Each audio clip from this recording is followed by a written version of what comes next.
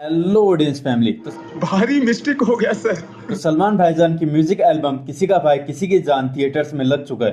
तो आप सब लोग सोच रहे होंगे कि भाई मूवी को म्यूजिक एल्बम क्यों बोल रहा है। तो 2 घंटे 24 मिनट की मूवी में अगर 7-8 गाने घुसा दें, जिसमें से 4 गाने इंटरवल से पहले और 4 गाने इंटरवल के बाद हो, तो उसे मूवी कैसे ही बोला जा सकता है। और गाने भी भाई साहब लेट्स डांस छोटू मोटू जैसे हो तो।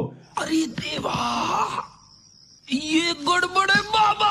और भाईजान के गाने नहीं लगता कि लेजेंडरी मूव को कैसे भूल सकते हैं। अगर मुझ पे विश्वास नहीं तो खुद देख लो इस डांस मूव में भाई की कितनी कैलोरीज बर्न हुई है। लेकिन कुछ गानों के साथ मूवी की स्टोरी भी आगे बढ़ती है तो वो सुने जा सकते हैं। बाकी तो अगर आप फोन पे रील्स देख लोगे तो आपका ज्यादा एंटरटेनमेंट हो जाएगा। अब मान लीजिए आपने जैसे तैसे करके इस मूवी के गाने झेल भी लिए, तो इस मूवी में सबकी एक्टिंग परफॉर्मेंस उफ। क्यों, क्या हुई? ये तो टट्टी है। तो यह मूवी 2014 में आई अजीत और तमन्ना स्टारर तमिल मूवी वीरम का ऑफिशियल रीमेक है, जो मुझे पर्सनली कुछ ज्यादा एक्स्ट्रा ऑर्डिनरी तो नहीं लगी, पर उस मूवी ने सच में मुझे बोर कर दिया था। पर किसी का भाई किसी की जान देखकर वीरम मूवी मुझे सच में मास्टरपीस लगने लगी। और वीरम मूवी एक बॉक्स ऑफिस हिट थी, तो इसके टोटल 3 रीमेक बन चुके हैं, जिनमें से 2017 की पवन कल्याण स्टारर तेलुगु रीमेक कट्टमा रायडू, 2019 की दर्शन स्टारर कन्नड़ा रीमेक ओडिया और सलमान भाई का मास्टरपीस इंक्लूडेड है। अगर बात करें मूवी की स्टोरी की, तो मूवी की स्टोरी वीरम से 90% तक कॉपी पेस्ट मारी गई है, जिसमें सलमान भाईजान का नाम मूवी में भी भाईजान ही होता है, जिनके 3 भाई होते हैं, जिसमें सोनी सब के अलादीन सिद्धार्थ निगम, एबीसीडी फ्रेंचाइजी के डांसर बॉय राघव सोयल तू है कौन? और तीसरे हैं जोक सपाट, तीसरे हैं पॉपुलर पंजाबी सिंगर जस्सी गिल। तो भाईजान मोहल्ले में सुख शांति से रह रहे थे और बीच बीच में टाइम पास के तौर पर गुंडों की धुलाई भी करते थे। और फिर आते हैं मूवी के मेन विलन महावीर पे। और यार ये बात मुझे बिल्कुल समझ नहीं आती, किसी भी मूवी के मेकर्स को क्यों लगता है कि विलन को साइको दिखा देने से उनका विलन एपिक हो जाएगा। मैं मूवी के मेकर्स को बता दूं कि किसी भी मूवी का विलन जोकर की सस्ती कॉपी बनाने की बजाय अगर विलन की स्ट्रॉन्ग स्क्रीन प्रेजेंस पे ध्यान रखा जाए तो विलन ज्यादा लेजेंडरी होगा, जिसका परफेक्ट एग्जांपल है केजीएफ 2 का मेन विलन अधीरा।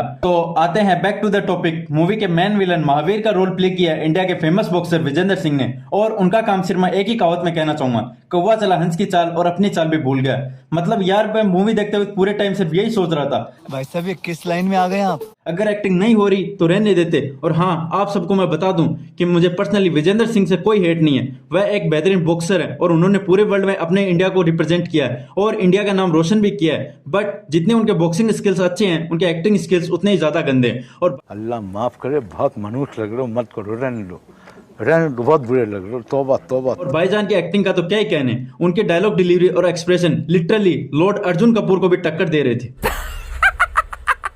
और कोई मुझे बताएगा कि इस मूवी के डायलॉग्स कौन से जानवर के पसीने सूंघ के लिखे गए थे। और कुछ डायलॉग्स का मेंशन तो मैंने इसके ट्रेलर रिव्यू में भी किया था, और वो डायलॉग सिर्फ ट्रेलर थे, क्योंकि असली टॉर्चर तो आपको इस मूवी में देखने को मिलेगा। और हम ये भी नहीं बोल सकते कि इस मूवी की कास्ट में दम नहीं था, क्योंकि इस मूवी की कास्ट बहुत से पॉपुलर नामों से भरी पड़ी है, जिसमें सलमान खान, पूजा हेगड़े, तग्गुमती वेंकटेश, विजेंद्र सिंह, जगपति बाबू, सिद्धार्थ निगम, राघव जुयल, जस्सी गिल और शहनाज गिल जैसे स्टार्स इंक्लूडेड है। और सबकी एक्टिंग परफॉर्मेंस बिल्कुल ये तो टट्टी है। और इस मूवी को बर्बाद करने में इन सब एक्टर्स की वीक एक्टिंग परफॉर्मेंस के साथ साथ सबसे बड़ी गलती masterpiece ultra pro max legendary dominating Oscar deserving director Farhad Samji की है, जिन्होंने कुली नंबर 1 और पॉपकॉर्न जैसे ऑल टाइम मास्टरपीसेस बनाए हैं। और इस मूवी का काम देखकर तो मुझे हेरा फेरी के नेक्स्ट पार्ट हेरा फेरी 4 के लिए सच में मुझे बस इस मूवी में एक चीज सबसे ज्यादा पसंद आई, वो था इस मूवी का एंड। जोक्स अपार्ट, इस मूवी में अकेली कंसिडरेबल चीज इस मूवी में वेंकटेश सर का ब्लूइश नोवार थीम में एक फाइट सीक्वेंस था, जो आई थिंक 15 से 20 सेकंड चला और उसमें ब्लड का अच्छे से यूज किया गया,